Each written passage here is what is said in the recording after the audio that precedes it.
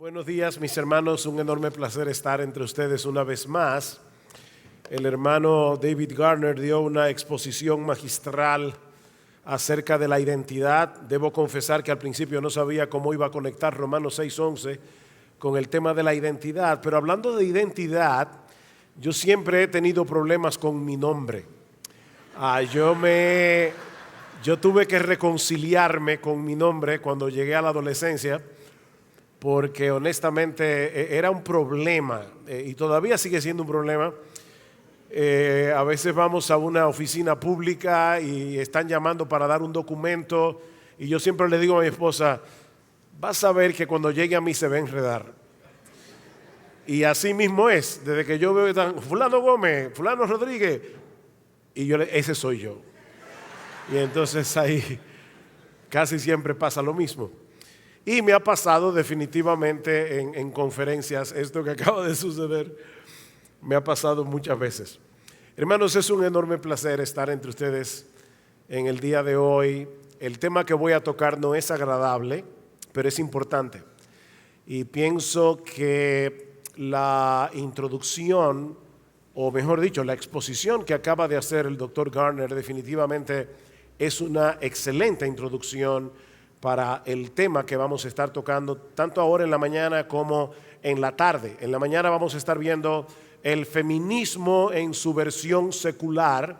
En la tarde vamos a ver el impacto que ha tenido el feminismo y está teniendo el feminismo en la iglesia. Así que esto no es un problema solamente allá afuera, es un problema también aquí adentro. Pero antes vamos a orar y vamos a pedir al Señor su bendición. Padre, queremos darte muchas gracias por lo que acabamos de escuchar. Gracias por recordarnos que nuestra identidad depende de nuestra unión con Cristo. Gracias por recordarnos estas hermosas verdades del Evangelio. Y ahora, Señor, tú conoces con cuánta debilidad hemos venido a este lugar en la mañana de hoy. Cumple tú lo que tú dices en tu palabra que harás, y es perfeccionar tu poder en nuestra debilidad, e instrúyenos, oh Señor, en un tema tan relevante para nuestra generación, porque te lo suplicamos en el precioso nombre de Jesús. Amén y amén. Leí recientemente un incidente relacionado con el Kaiser Wilhelm II, que fue el último emperador de Alemania, un gobernante muy ambicioso, muy agresivo, al que se le responsabiliza en parte de haber causado la Primera Guerra Mundial. Resulta que en 1889, cuando Wilhelm tenía apenas un año gobernando, Buffalo Bill y Annie Oakley participaron en un espectáculo del viejo oeste en la ciudad de Berlín. En un momento dado, Annie Oakley, no sé cuántos de ustedes han oído hablar de Annie Oakley, por cierto, estoy viendo a Annie, a veces le decía así, no sé si te acuerdas, pero resulta que Annie Oakley pidió un voluntario para dispararle a las cenizas de su cigarro con una Colt 45. Obviamente era una broma, porque en todos los espectáculos que ellos daban nunca aparecía un voluntario. Y siempre entonces el esposo de Annie Oakley se ofrecía y ella disparaba, excepto ese día. Cuando ella pidió un voluntario, resulta que el que se ofreció fue nada más y nada menos que el Kaiser Wilhelm II. Como ustedes se pueden imaginar, Annie Oakley se puso muy nerviosa, sobre todo porque a ella le gustaba tomar whisky y la noche anterior se había pasado un poco de tragos, pero ya no podía echarse atrás, así que levantó su pistola, apuntó, disparó y dio en el blanco. El Kaiser salió ileso. Un historiador que reportó lo que sucedió ese día se preguntaba qué habría sucedido si la bala de la pistola de Annie Oakley hubiera impactado la cabeza del Kaiser. Este historiador dice, tal vez se hubiera evitado la Primera Guerra Mundial. De hecho, después del inicio de la guerra, Annie Oakley le mandó una carta al Kaiser preguntándole si podía dispararle otra vez. Él nunca respondió. Hay un libro titulado ¿Y si?, donde aparecen este tipo de historias y en los que se formulan preguntas como ¿y si Alejandro Magno hubiera vivido hasta la vejez?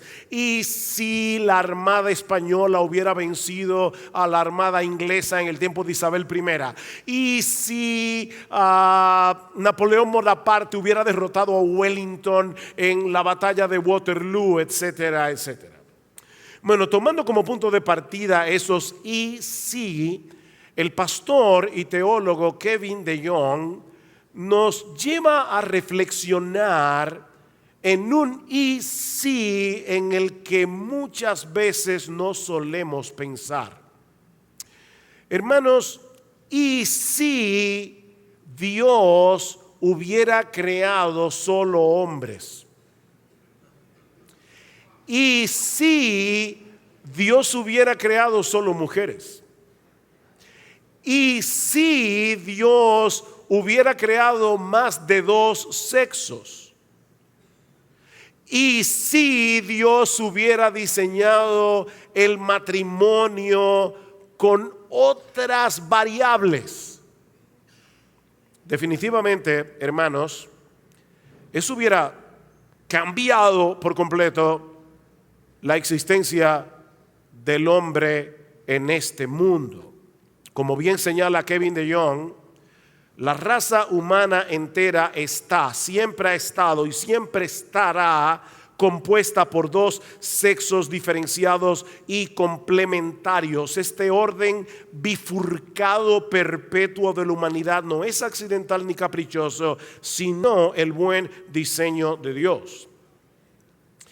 Y la importancia de esto no radica simplemente en el hecho de que se necesitan dos sexos para la procreación. De hecho, hipotéticamente hablando, hermanos, tomen mis palabras, hipotéticamente hablando, Dios pudo haber producido seres humanos de otra forma. Él hubiera podido inventarse otra forma de producir seres humanos. Lo que está en juego aquí en realidad es el Evangelio. Es el Evangelio. Mis hermanos, hablando de la unidad entre el hombre y la mujer en el matrimonio, el apóstol Pablo dice en Efesios capítulo 5, versículo 32, grande es este misterio, dejará el hombre a su padre y a su madre, se unirá a su mujer, los dos serán una sola carne, grande es este misterio. Mas yo digo esto respecto de Cristo y de la iglesia. Respecto de Cristo y de la iglesia, el propósito de Dios al crear el matrimonio, el más sublime, era mostrarnos una parábola viviente de la unión diferenciada y complementaria de Cristo y la iglesia. Y por lo tanto, y aquí cito de nuevo a Kevin DeYoung, cualquier iniciativa para abolir toda distinción entre el hombre y la mujer es una iniciativa para derribar los cimientos de la redención misma. Hermanos, esto es un ataque contra el Evangelio, contra el diseño de Dios. Y esa es la distinción que pretenden abolir las feministas. Como bien señala Sarah Hoff, una ex militante de este movimiento, el feminismo es un movimiento social que tiene como objetivo la destrucción de la naturaleza de la mujer y la subversión de los roles masculinos y femeninos.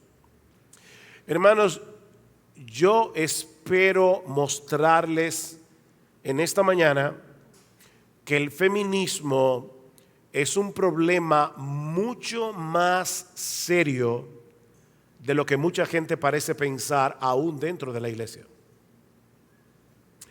Ahora, antes de abordar este tema, yo debo aclarar que simpatizamos con las feministas cuando levantan su voz en contra del machismo que rebaja la dignidad de la mujer de cualquier manera.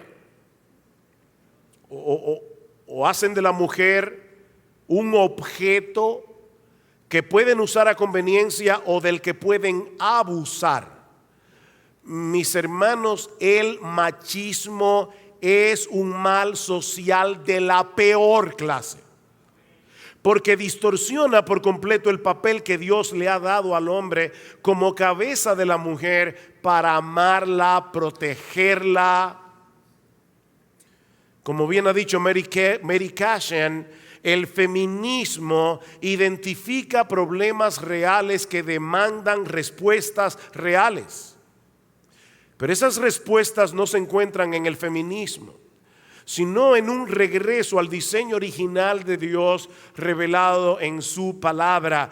Pretendiendo corregir un mal, las feministas han creado otro mucho peor. El remedio ha sido más dañino que la enfermedad.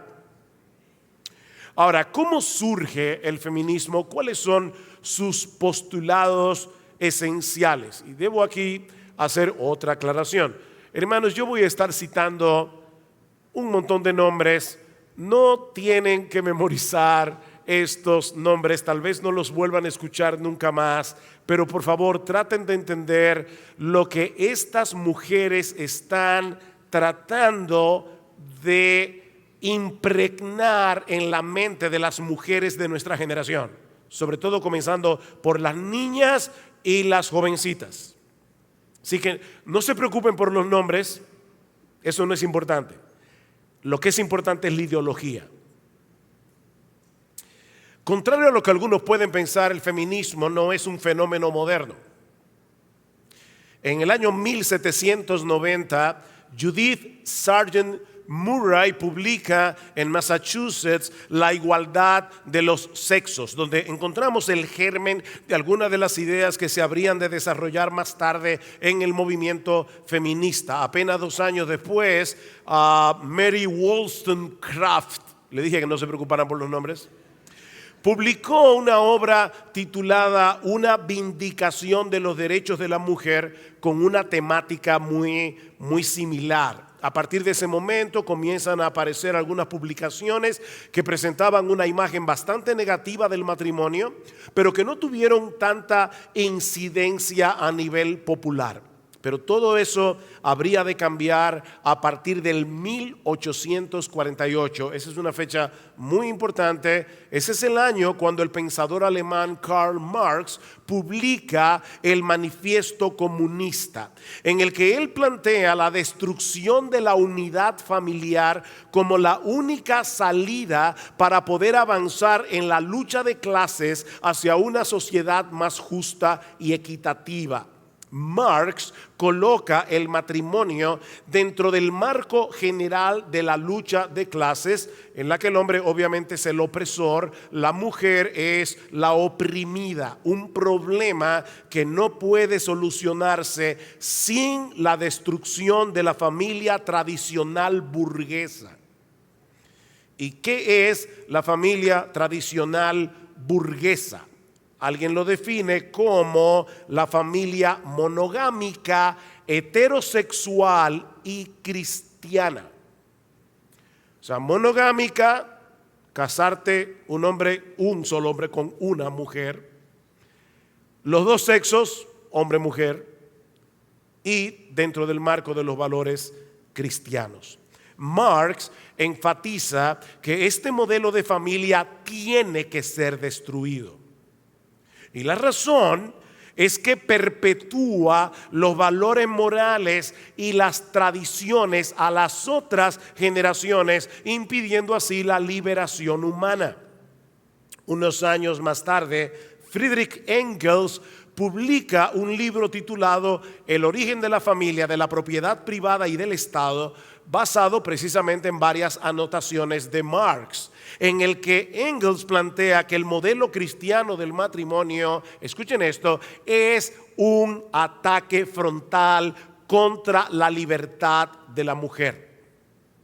El matrimonio es, según Engels, un ataque frontal contra la libertad de la mujer. En su libro Cómo fabricar una feminista, Sarah Hoff dice al respecto: de acuerdo con Engels, la poligamia anterior al matrimonio cristiano regalaba libertad a las mujeres, ya que ellas no pertenecían a sus maridos y no eran subordinadas a ellos. O sea, lo que Engels está planteando es que en la evolución de la cultura humana, el cristianismo es el responsable de haber acabado con la poligamia, haber instaurado la monogamia, y en esa relación monógama la mujer lleva todas las de perder. Según Engels, el primer antagonismo de clases surge como producto del matrimonio monogámico, y la primera opresión de clases es la del sexo femenino por el masculino. Este pensamiento sería repetido una y otra vez por el movimiento feminista. Noten, hermanos, que casi siempre, de hecho, el feminismo y la izquierda van de la mano, porque una ideología es la que impacta a la otra. El feminismo, ahora con todas estas ideas heredadas del socialismo, del comunismo, se va a ir radicalizando cada vez más mientras avanza el siglo XX. En 1949, la filósofa francesa Simone de Beauvoir, que fue la alter ego de Jean-Paul Sartre, otro filósofo francés muy importante en el siglo XX, publica su famosa obra El segundo sexo, en la que planteaba que a la mujer se le ha asignado un estatus de segunda clase en la sociedad que no le permite asumir completamente la responsabilidad de su propia vida. Ella alega que este es un mundo definido y controlado por el hombre, y que las mujeres han sido forzadas a conformarse al molde, esposa, madre, que ellos crearon para su propio placer y para su propio beneficio. ¿Cuál es la solución según Simone de Beauvoir? Destruir la superioridad masculina y rehusar amoldarse al papel tradicional que se le ha asignado a la mujer como madre y como esposa.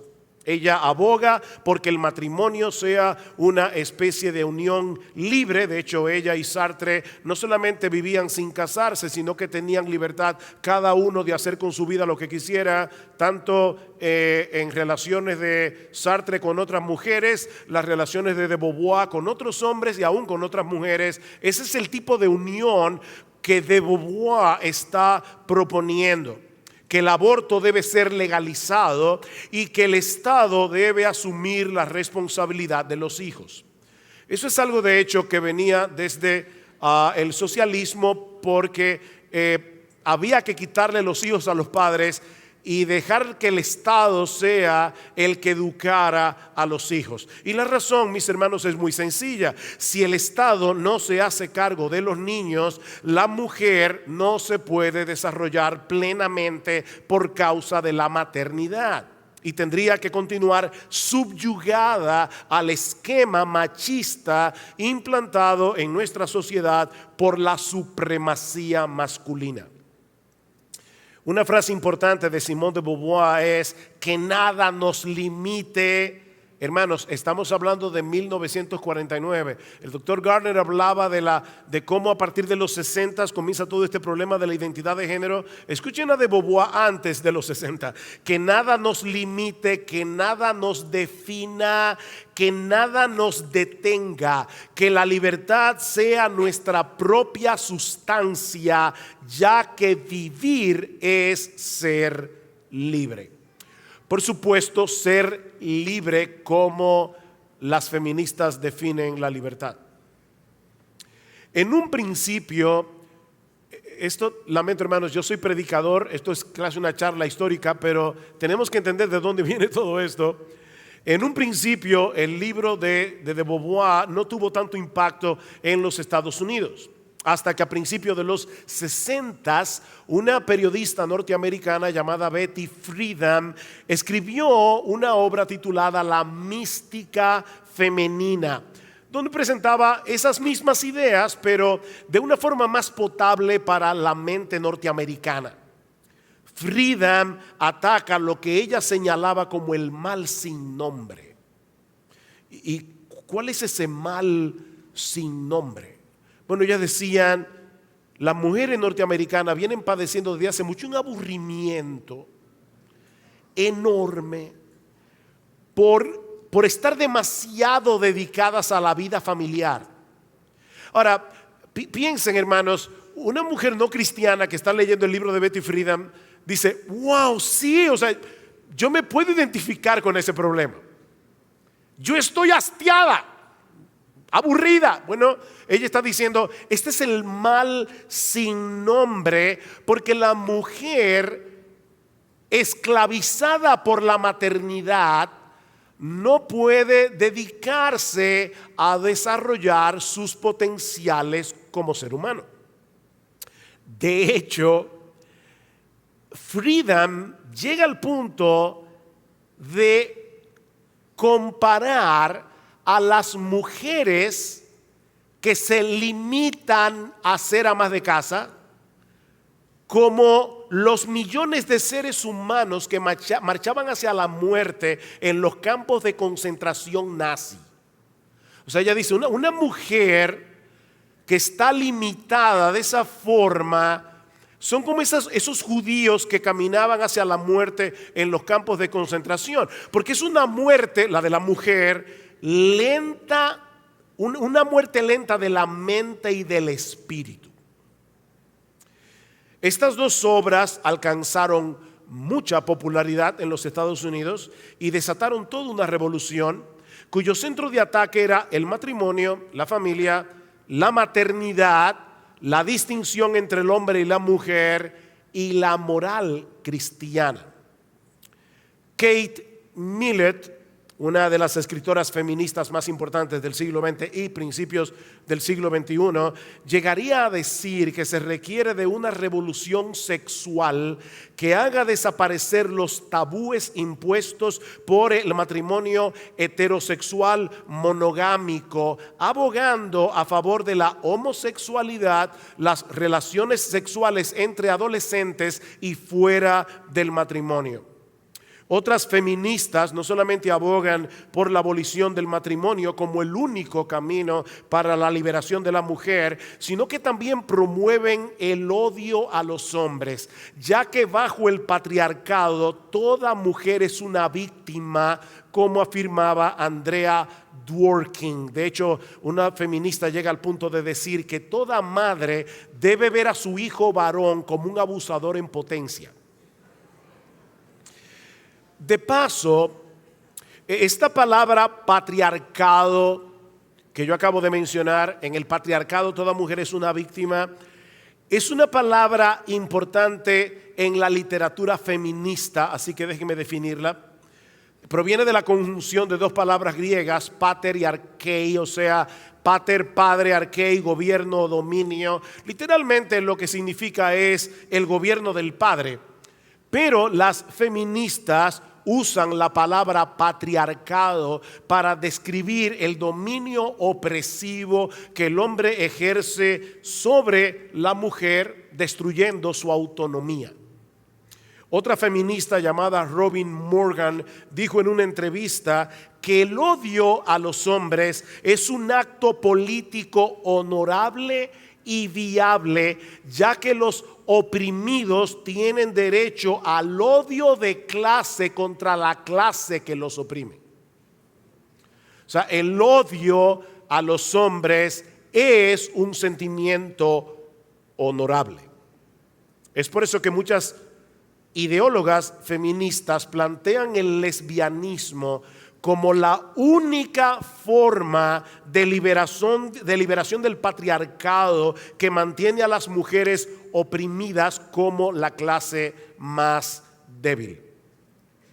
Ahora, llegado a este punto, yo sé que ustedes deben estar diciendo, wow. Por lo tanto, déjenme hacer una aclaración que es justa.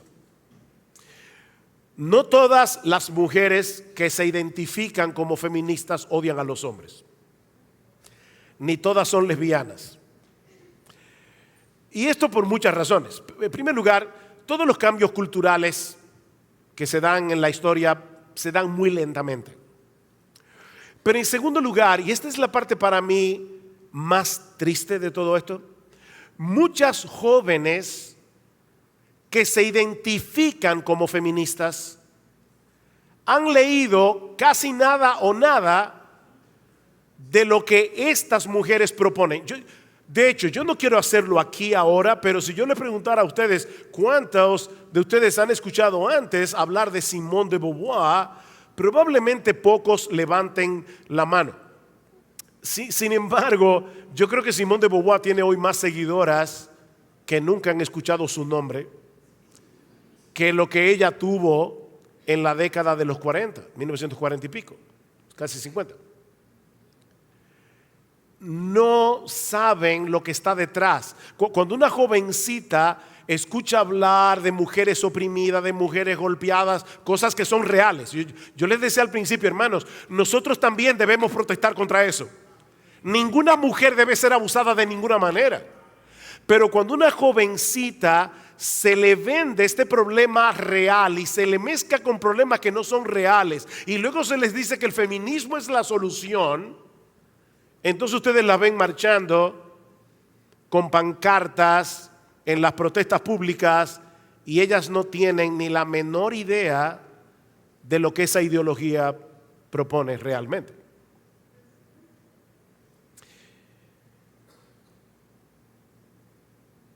El feminismo toma problemas reales, la violencia contra la mujer, hombres abusadores, y los conectan con problemas irreales. Todos los hombres son abusadores en potencia. El matrimonio tradicional atenta contra la libertad de la mujer. Ser ama de casa es una desgracia. Para entonces repetir y repetir y repetir sus soluciones hasta el cansancio. Mis hermanos, ¿cómo pretenden las feministas hacer avanzar su agenda? Bueno, no tengo el tiempo para explicar esto ampliamente, pero al menos déjeme decirle algunas cosas. Primero, separar a los niños de los padres. La escolaridad se ha hecho cada vez más temprana. Se está separando rápidamente a los niños de los padres para poder adoctrinarlos. Es por eso, hermanos, que hay una fuerte influencia aún en nuestro país de cambiar el currículum. Hay que ideologizar con la ideología de género el currículum, porque se quiere sacar a los niños de la casa bien temprano para poder inculcarles estas ideas cuando sus mentes todavía están maleables y frescas. A través de la repetición de los postulados feministas y a través del uso del lenguaje. La misma ideología que ha usado a la izquierda desde siempre. Es por eso que la socióloga feminista Judith Butler decía en un capítulo, un capítulo completo de su libro Problema de Género al tema del lenguaje. Judith Butler dedica un capítulo entero de su libro El Problema de Género al tema del lenguaje. Porque según ella, como dice Sarah Hoff, el lenguaje llega a ser un instrumento del control del comportamiento humano y de las normas sociales, además, oigan esto, de ser capaz de modelar la realidad. A través del uso del lenguaje nos están manipulando. porque están redefiniendo los términos. Hermano, déjenme hacerles una pregunta. ¿Cómo los niños aprenden a hablar? Enseñándoles gramática. ¿Ustedes creen que una mamá le dice a su niño de 2 años que está llorando por leche: te voy a buscar el biberón? Que por cierto viene de la palabra latina bebere, que significa beber. No, ella no tiene que darle una clase de gramática. Cada vez que el niño llora y ella le dice: no te preocupes, mi amor, que te voy a buscar el biberón, el biberón, el biberón, él aprende que eso de donde viene la leche es el biberón. Bueno, mis hermanos, eso es exactamente lo que están haciendo las feministas. Repite las mismas mentiras hasta que te las creas. Y de hecho, mis hermanos y hermanas sobre todo, yo no las conozco, conozco a algunas de ustedes, pero no conozco a la mayoría de las mujeres que están aquí. Pero yo quiero que tú te preguntes allí donde estás, si a pesar de que tú eres cristiana y miembro de una iglesia y escuchas predicar la palabra, si no es verdad que a través de todas las redes sociales, a través de todo lo que pasa alrededor, tú no estás siendo convencida de alguna de estas cosas. La mujer tiene que ser independiente, no puede estar dependiendo de un hombre, porque eso es opresión del patriarcado. Tal vez no con ese lenguaje. Estaba viendo en estos días un meme que tal vez ustedes lo han visto porque se ha hecho muy famoso, de una mujer que está sentada en un restaurante y se le acerca a un chico y le dice: excúsame, ¿tú estás sola? Y ella le dice: estoy sola porque quiero, porque yo no dependo de ningún hombre, a mí nadie tiene que pagarme la cena. Y le da todo un discurso y al final le dice: gracias, yo simplemente quería que me diera la otra silla. O sea, pero es esa la... decía Sigmund Freud, por cierto, que muchas veces detrás de los chistes hay verdades que no se atreven a decir directamente porque serían desagradables, pero detrás de ese chiste hay una verdad, hay una realidad. Yo estoy sola porque quiero, porque yo no necesito a un hombre. Y eso te lo están metiendo por ojo, boca y nariz, a través de todas las series, de la película, de todas las cosas. Bien, mis hermanos, yo espero haber podido dar un esbozo del origen del feminismo y de lo que el feminismo propone. ¿Qué hacemos ahora? Hermanos, ¿cómo responder de una forma apropiada a los postulados del movimiento feminista, sobre todo en la acusación que levantan contra los roles del hombre y la mujer tal como lo define la Escritura?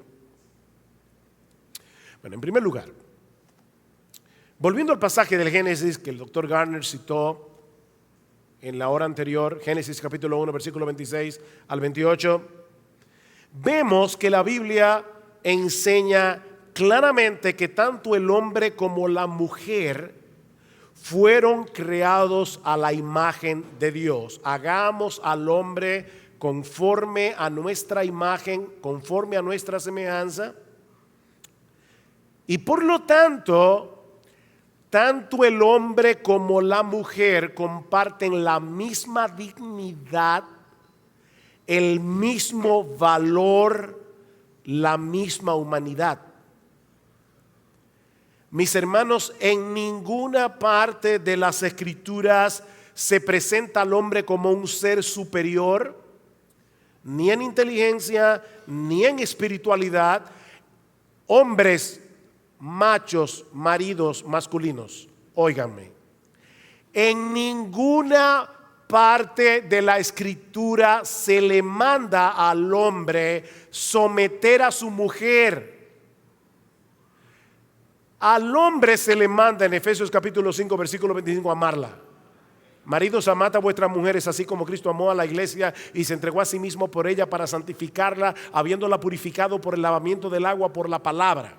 Eso es lo que se le manda al hombre. Es a la mujer que se le da la orden divina de someterse. Es un acto voluntario de un ser digno que se está sometiendo a la autoridad del hombre porque Dios se lo mandó. Así que, maridos, ustedes no tienen que someter a sus esposas. Ese no es tu trabajo. Tu función es amarla, como Cristo amó a la iglesia.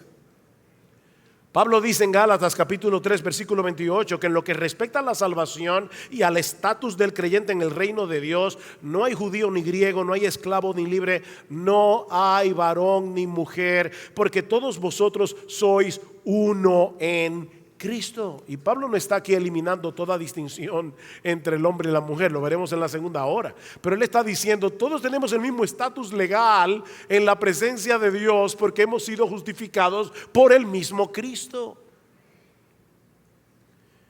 Pero Dios creó al hombre como hombre y a la mujer como mujer, dos sexos diferenciados que se complementan entre sí. Noten, hermanos, que esa es la única marca de identidad que se resalta en el texto bíblico para diferenciar a uno del otro.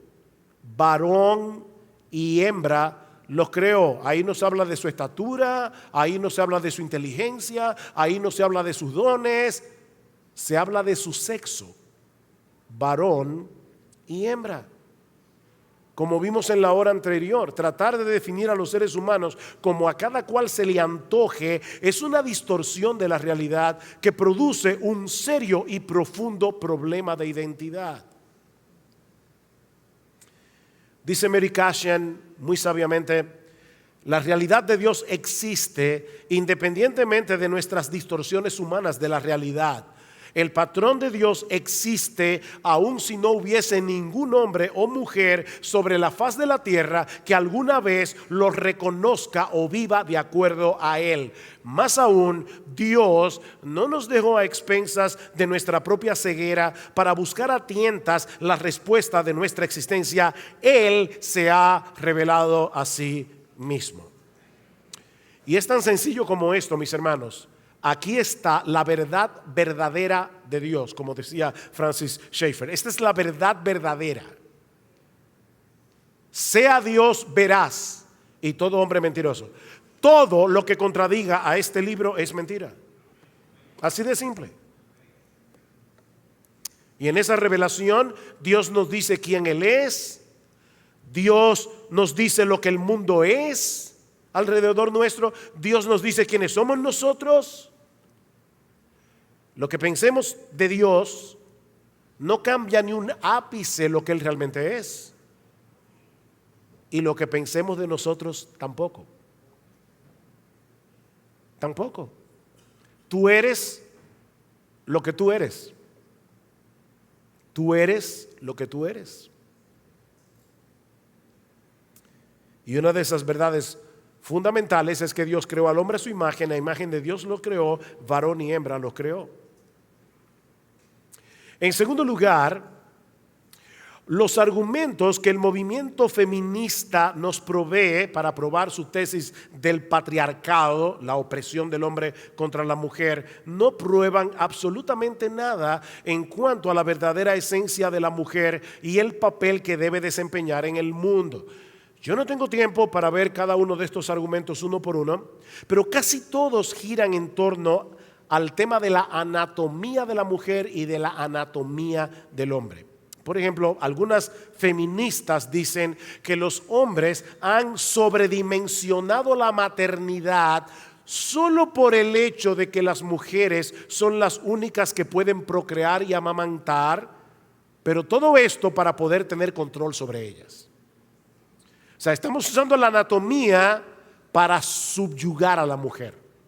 Otras dicen que debido a que los hombres son más fuertes normalmente, los hombres han usado la fortaleza física como un arma para intimidar a la mujer y mantenerla bajo control. Pero mis hermanos, el hecho de que muchos hombres en su pecado maltraten a sus mujeres no elimina la realidad de que existen diferencias anatómicas entre uno y otro, y que Dios estableció esas diferencias con un propósito. Es como el caso de los niños. Los niños son los seres vivos que dependen por más tiempo de sus padres. Una yegua pare un caballito, ¿cómo se le dice eso? Un potrico.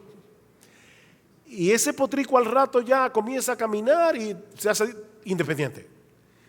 Pero la verdad es que los hijos dependen por mucho tiempo de los padres. Dios lo hizo así. Ahora bien, existen adultos que toman ventaja de esa dependencia para abusar de niños. Sí, tristemente sí. Pero eso no elimina el hecho de la dependencia ni el propósito divino detrás del hecho. Argumentar que los niños no deben someterse a sus padres, y eso es lo que está pasando hoy. Un niño de 4 o 5 años dice: yo quiero cambiar de sexo, y los padres no se pueden meter. En algunos países, obviamente. Argumentar que los niños no deben someterse a sus padres porque ese sometimiento se debe a la dependencia del niño es partir de una realidad para llegar a conclusiones que no se derivan necesariamente de esa realidad. Los niños dependen de sus padres y deben someterse a la autoridad de sus padres, pero porque ese es el diseño de Dios. Ese proceso de argumentación es similar al de aquellos que intentan probar que Dios no existe, Sigmund Freud, por ejemplo, basándose en el hecho de que los hombres tienen ciertos temores y necesidades que lo llevan a buscar seguridad y protección. Entonces, según este argumento, el hombre se inventa a Dios para suplir esa necesidad. O sea, fíjense, parten de un hecho: el hombre necesita protección, necesita seguridad. Entonces, de ahí, conclusión, el hombre se inventa a Dios para suplir esa necesidad. Pero hermanos, el hecho de que los hombres experimentemos temores y necesidades no prueba que no existe Dios. Ven, es un argumento engañoso. El hombre tiene una necesidad de Dios que es real, pero no es la necesidad que crea a Dios. Es Dios que nos crea con esa necesidad. ¿Ven el punto? De la misma manera, el hecho de que existan diferencias anatómicas entre el hombre y la mujer es parte del diseño de Dios, que nos creó varones y hembras con un propósito. En tercer lugar, el feminismo plantea una estructura social que termina destruyendo la sociedad misma. Imagínense un mundo poblado solo por feministas. ¿Qué pasaría? Mis hermanos, hay algunas personas que dicen: bueno, pero ese es el feminismo radical. Hermanos, no existe el feminismo radical y el no radical. El feminismo es radical. Es como decía alguien, es como decir: hay un aborto que es radical y otro que no lo es. No, todos los abortos son radicales. Todos los asesinatos son radicales. Todo feminismo es radical. No compren esa diferencia, porque no es verdad. Las enseñanzas del feminismo tienen implicaciones muy serias en cuanto a la familia, en cuanto al orden de la sociedad en general. Y en vez de liberar a la mujer, no solo han desvirtuado la verdadera naturaleza de la feminidad, sino que también han sometido a las mujeres a una tremenda presión. Yo recuerdo hace unos años, fuimos mi esposo y yo a España, y me sorprendió ver en una revista secular que el artículo de portada era: nos han engañado. Y era una mujer diciendo: a mí me vendieron la idea de que si yo me iba a la calle a trabajar y me hacía profesional y dejaba de ser ama de casa, iba a estar más liberada, pero ahora estoy más oprimida, porque ahora tengo más trabajo de la cuenta. Nos han engañado. Las mujeres hoy día se ven atrapadas entre su vocación como esposas y madres y las demandas de una sociedad que solo les asigna valor en función de su utilidad laboral. Como dice Sarah Hoff, el feminismo no liberó a la mujer, pero la ha hecho esclava de sus propias ambiciones. Dividida entre su orgullo y su naturaleza, está más cercana de la enfermedad que del empoderamiento. Y eso lo dice una mujer que fue una de las principales feministas de Brasil y que salió de ese movimiento.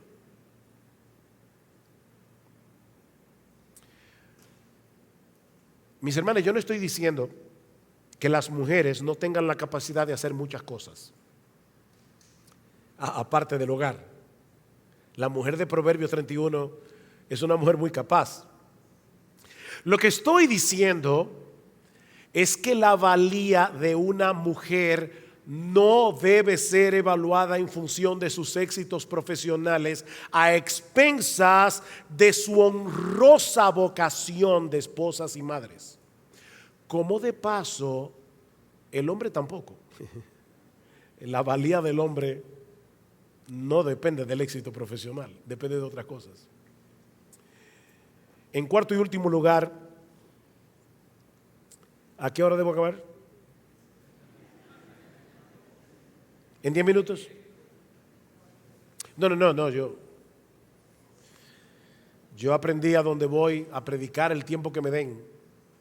Una vez en Miami le pregunté a un pastor: pastor, ¿qué tiempo tengo? Y él me dijo: esto es real, dice, predica todo lo que tú quieras. Ahora nosotros a las 9 nos vamos. Yo no quiero que me dejen solo aquí, pero bueno. En cuarto y último lugar,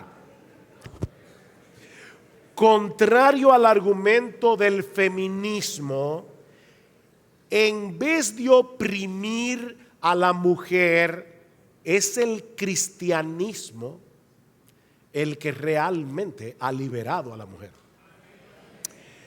Mis hermanos, ¿cuál era la condición de la mujer cuando se escribió el Nuevo Testamento? Solo hay que estudiar la historia. Porque ahora la feminista dice: tenemos que volver otra vez a la era pagana, cuando el cristianismo todavía no nos había oprimido con toda esa moral.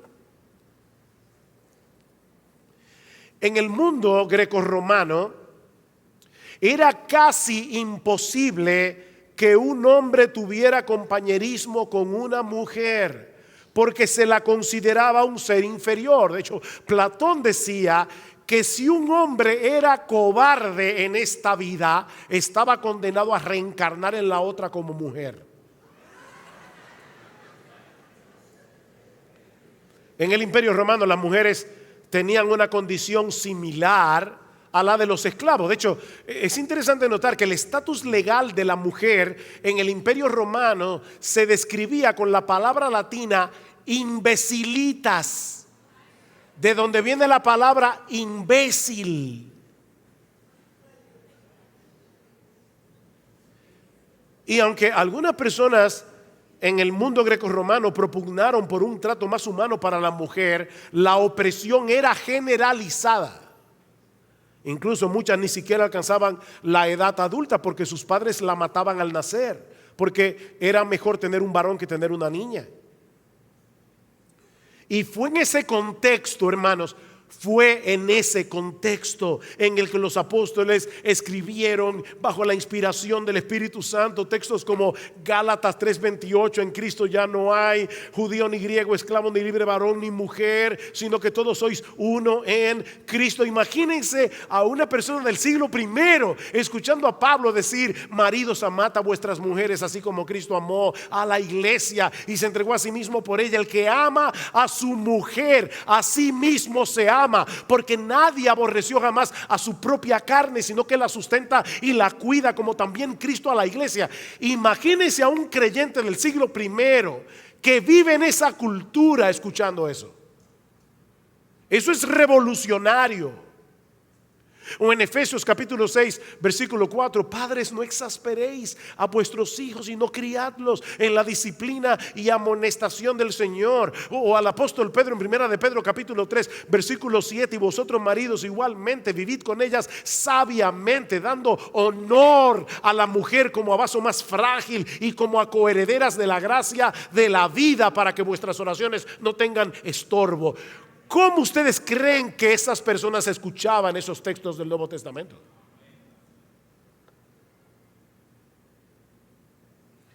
Es el cristianismo, no el movimiento feminista, el que aboga por la dignidad y el valor de la mujer como un ser creado a la imagen de Dios. De hecho, hermanas queridas, pedirle a una mujer que se comporte como un hombre no es exaltar a la mujer, es denigrarla. Voy a hablar un poco más de eso en la hora siguiente. Es por eso que en aquellos lugares donde no ha habido una influencia determinante del evangelio, las mujeres siguen siendo oprimidas. En la India, por ejemplo, no solo era común el infanticidio de niñas, sino que las viudas las inmolaban vivas junto con el cadáver de sus esposos. El satí,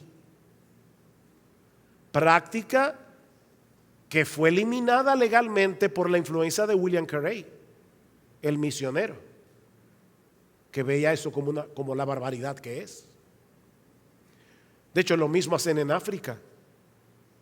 Cuando moría el jefe, o hacían en África, cuando moría el jefe, mataban a sus esposas y concubinas. Práctica que también fue eliminada cuando el cristianismo penetró en el continente. Spurgeon cuenta la historia de una mujer hindú que en cierta ocasión le dijo a un misionero: tu Biblia tiene que haber sido escrito por una mujer. y el misionero le preguntó: ¿y por qué? Y dice: porque dice tantas cosas amables acerca de las mujeres. Nuestros maestros nunca se refieren a nosotras que no sea de una manera despectiva.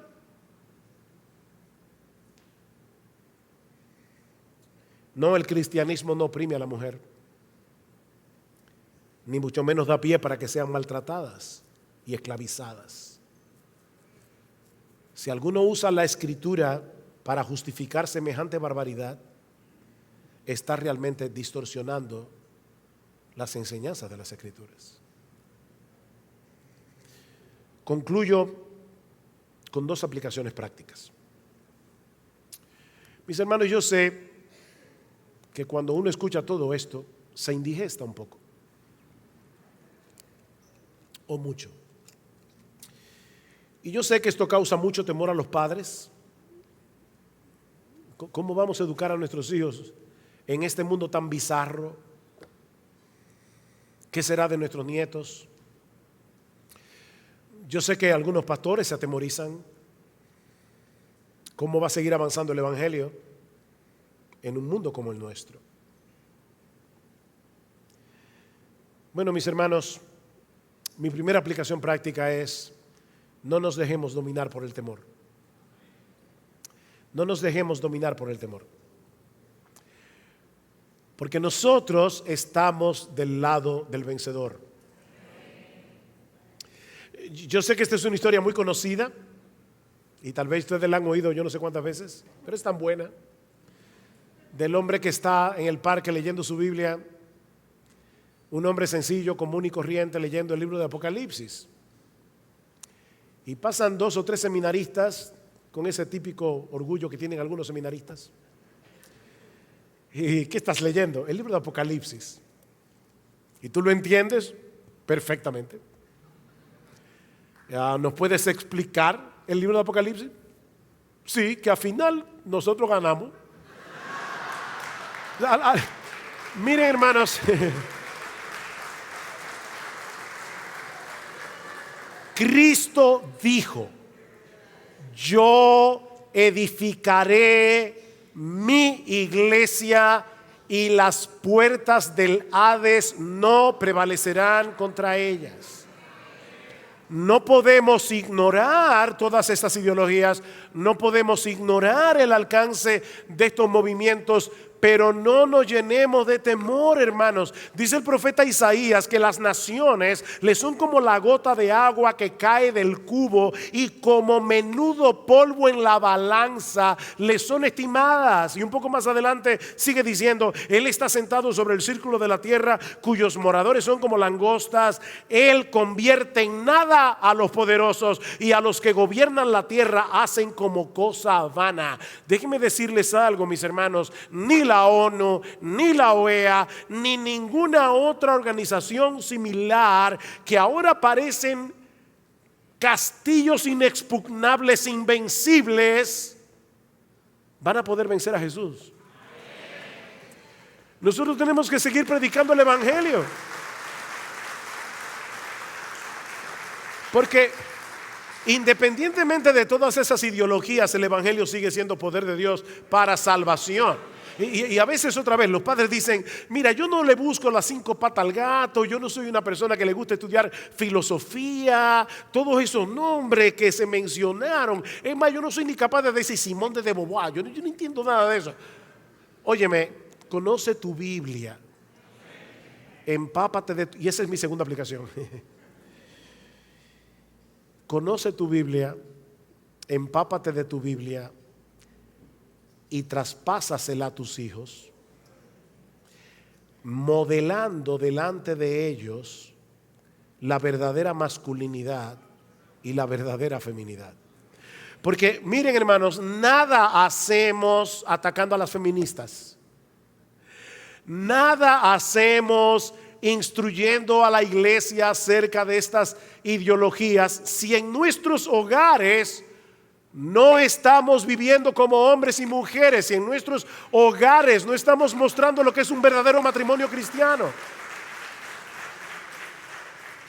Criemos a nuestros hijos de tal manera que las verdades que ellos están escuchando de las escrituras el domingo en la iglesia, en los días de semana, en el devocional familiar, y lo que ellos ven en casa, el amor de papi, cuidando de mami con ternura, guiándola con la palabra de Dios. Cuando una feminista se le acerque y le diga que hay que odiar a los hombres porque son unos abusadores y unos opresores, probablemente nuestras hijas le van a decir: mira, yo no sé cuáles son los hombres que tú has conocido en tu vida, pero mi papá no es así. Empapémonos de la verdad verdadera de Dios revelada en su palabra. Modelemos la verdad verdadera de Dios revelada en su palabra, en dependencia del Espíritu Santo, porque ni tú ni yo podemos en nuestras propias fuerzas.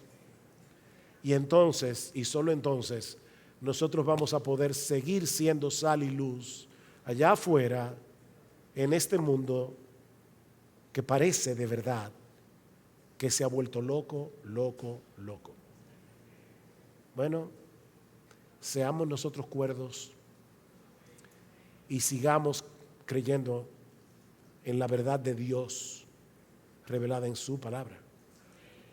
Vamos a orar. Padre, nosotros queremos darte gracias, oh Señor, por habernos permitido en esta hora hablar de un tema tan importante. Ayúdanos, Señor, perdónanos, porque debemos reconocer que muchas veces no nos hemos comportado varonilmente, o mujeres que no necesariamente han abrazado con gozo la gloria de la feminidad bíblica. Perdónanos y ayúdanos, oh Señor, no solamente a seguir proclamando la verdad con valentía. Ayúdanos a seguir siendo transformados por medio de tu palabra, de gloria en gloria, a la semejanza de Jesús por el poder de tu Santo Espíritu. En su nombre, Señor, te rogamos, por favor, ayúdanos, socórrenos, bendícenos. Amén y amén.